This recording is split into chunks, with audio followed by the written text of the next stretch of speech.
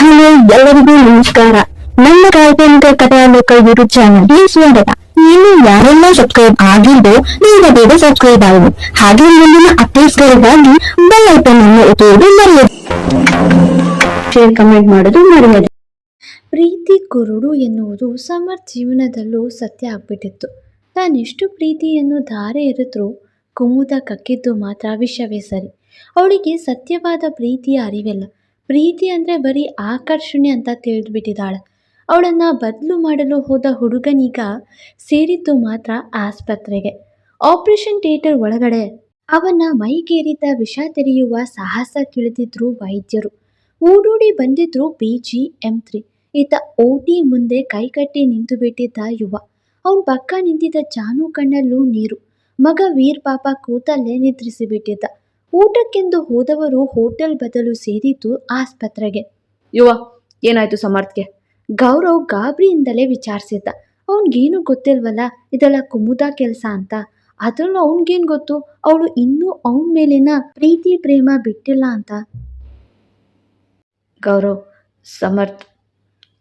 Samarth suicide attempt ಮಾಡಿದ್ದಾನೆ ಕಣು ಎಂದು ಬಾಡಿ ಹೋಗಿದ್ದ ಗಂಟಲಿನಿಂದ ಘಾಸಿಯಾಗಿ ನುಡಿದು ಬಿಟ್ಟಿದ್ದ ಯುವ.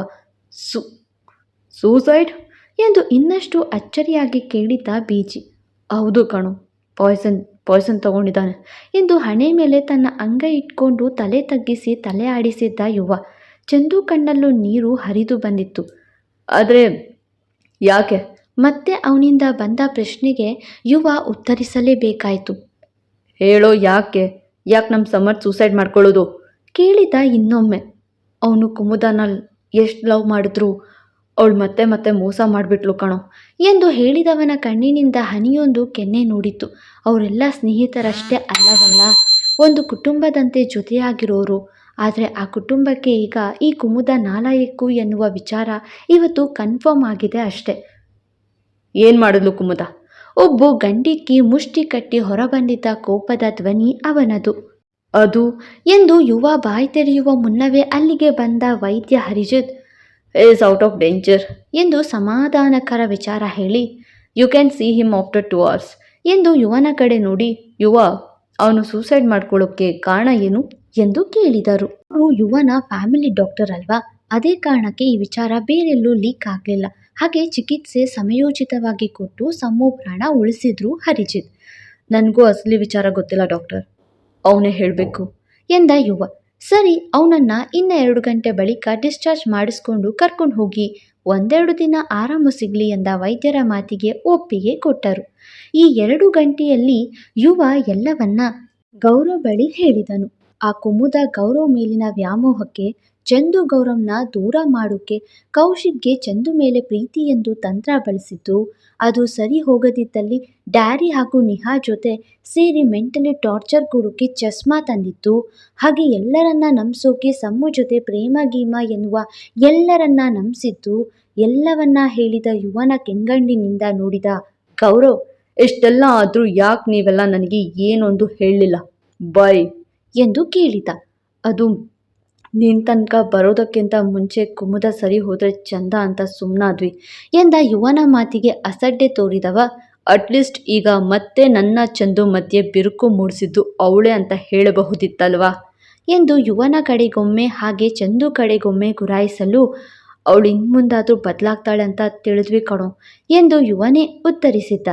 ಈಗ ಸಮರ್ಥ್ ಪ್ರಾಣ ಹೋಗಿದ್ದಿದ್ರೆ ಆಗ ನೀವು ಇದೆಲ್ಲ ಮುಚ್ಚಿಡ್ತಿದ್ರ? ಕಿರುಚಿದ BG ಕೋಪದಿಂದ. ತಾಳ್ಮೆ ಕೆಟ್ಟಿತ್ತು ಅವನಿಗೆ. ಗೌರವ್, ಈಗ ಕಿರ್ಚಾಡೋ ಸಮಯ ಅಲ್ಲ ಕಣೋ, ನಂದು ತಪ್ಪೆ, ಕ್ಷಮಿಸು ಪ್ಲೀಸ್ ಎಂದ ಯುವನನ್ನ ಲೆಕ್ಕಿಸದೆ ಸಮರ್ಥ್ ವಾರ್ಡ್ಗೆ ಹೆಜ್ಜೆ ಸಾಗಿಸಿದ್ದ BG.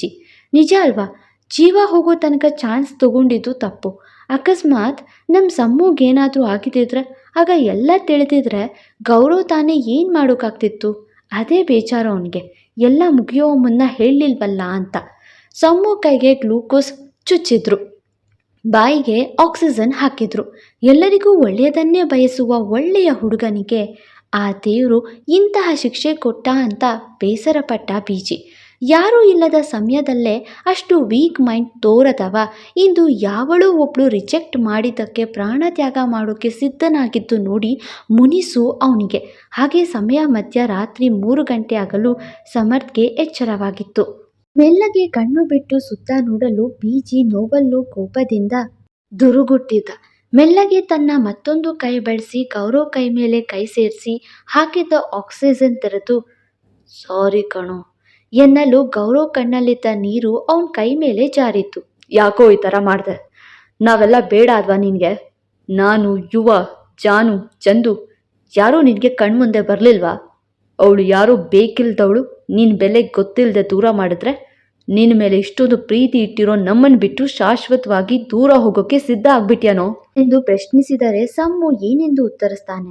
ಅಡ್ಡಡ್ಡ ತಲೆ ಆಡಿಸಿ ತಪ್ಪು ಮಾಡಿಬಿಟ್ಟೆ ಕಣೋ, ಆ ಕುಮುದನ ಪ್ರೀತಿ ಮಾಡಿ ತಪ್ಪು ಮಾಡಿಬಿಟ್ಟೆ ಕಣೋ.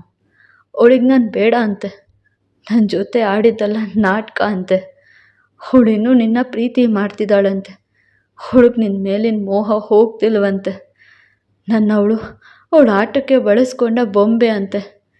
ಏನೋ ಮಾಡಲಿ, ಇದೆಲ್ಲ ಸಹಿಸೋಕ್ಕಾಗದೆ ಮನಸ್ಸು ಕುಗ್ಗೋಯ್ತು, ಅದಕ್ಕೆ ಈ ಥರ ಎಂದವನ ಮನಸ್ಸಲ್ಲಿ ದುಃಖ ದುಗುಡ ಹೆಚ್ಚಾಗಿದ್ದು ಅರಿತವ ಮುಂದೆ ಬರುವ ನುಡಿಗಳಿಗೆ ಕಡಿವಾಣ ಹಾಕುವಂತೆ ನೀನೇನು ಹೇಳಬೇಕಾಗಿಲ್ಲ, ನನಗೆಲ್ಲವೂ ಅರ್ಥ ಆಗಿದೆ. ಅವಳಿಗೆ ತಕ್ಕ ಪಾಠ ನಾನು ರೆಡಿ ಮಾಡ್ಕೋತೀನಿ. ಸದ್ಯಕ್ಕೆ ನಾನು ಹೇಳ್ದಂತೆ ನೀನು ಮಾಡು ಎನ್ನಲು ಎಂದು ತಲೆ ಆಡಿಸ್ದ. ಇನ್ನೇನು ಮಾಡಿಯಾನು ಅವನು? ಮೊದಲೇ ಕುಗ್ಗಿದ್ದ ಮನಸ್ಥಿತಿ. ಆದರೆ ಅದೆಲ್ಲ ತಪ್ಪೆಂದು ಅರಿತವನಿಗೆ ಹೆಗ್ಲು ನೀಡೋ ಸ್ನೇಹಿತರಿರೋವಾಗ ಅವ್ರ ಮಾತು ಕೇಳೋದಷ್ಟೇ ಸರಿ ಅನ್ನಿಸ್ಬಿಡ್ತು. ನೀನು ಮಿಲನ್ಗೆ ಹೋಗಿ ಮೀಟಿಂಗ್ಸ್ ಲೈವ್ ಅಟೆಂಡ್ ಮಾಡ್ತಿದ್ಯಾ ಅಂತ ಕುಮುದ ಬಳಿ ಹೇಳೋಣ. ಆದರೆ ನೀನು ಯುವನ ಮನೆಯಲ್ಲಿರು.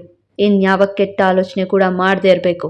ಇನ್ನೂ ಏನಾದರೂ ಸಾಯಬೇಕು ಅನಿಸಿದ್ರೆ ನಮ್ಮನ್ನು ಕೊಂದು ಆಮೇಲೆ ಸಾಯಿ, ಅರ್ಥ ಆಯ್ತಾ? ಬೇಸರದಲ್ಲಿ ನುಡಿದವ. ನನ್ನ ಫ್ರೆಂಡ್ ಕಣೋ ನೀನು ಇಂಥ ಆಲೋಚನೆ ಮಾಡಿದ್ಯಾ ಅಂತ ಬೇಜಾರಾಗತ್ತೆ. ಆದರೆ ಐ ಪ್ರಾಮಿಸ್ ಯು, ನಿನ್ನ ಈ ಸ್ಥಿತಿಗೆ ತಂದವಳನ್ನು ನಾನು ಸುಮ್ಮನೆ ಬಿಡಲ್ಲ. ನೀನು ಸಾಯೋ ಮಟ್ಟಕ್ಕೆ ಹೋದಂತೆ ನಾನು ಅವಳನ್ನು ಅದೇ ದುಸ್ಥಿತಿಗೆ ಕರ್ಕೊಂಡು ಹೋಗ್ತೀನಿ ಎಂದು ಕೆಂಡ ಕಾಡಿದ. ಯಾವ ಗೌರವ್ ಮೇಲೆ ಮೋಹ ಇದೆಯೋ ಅದೇ ಗೌರವ್ನ ನೋಡಿ ಅವಳು ಕೆಂಡ ಕಾರೋ ಹಾಗೆ ಮಾಡ್ತೇನೆ. ಯಾವ ಗೌರವ್ ಪ್ರೀತಿ ಬೇಕು ಅಂತಿದ್ದಾಳೋ ಅದೇ ಗೌರವ್ ಪ್ರೀತಿ ಕಂಡ್ರೆ ಓಡು ಹೋಗೋ ಹಾಗೆ ಮಾಡ್ತೀನಿ. ನೀನಂತ ಪ್ರೇಮಿಗೆ ಮೋಸ ಮಾಡಿದವಳಿಗೆ ನಿಜವಾದ ಪ್ರೀತಿ ಅಂದರೆ ಏನು ಅಂತ ಅರ್ಥ ಮಾಡಿಸ್ತೀನಿ.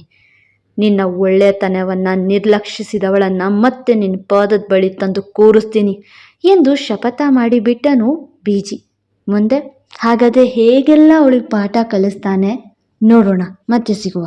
ಫಾಲೋ ಮಾಡಿ ಕಾಲ್ಪನಿಕ ಕಥಾಲೋಕ. ಮತ್ತೆ ಸಿಗುವ.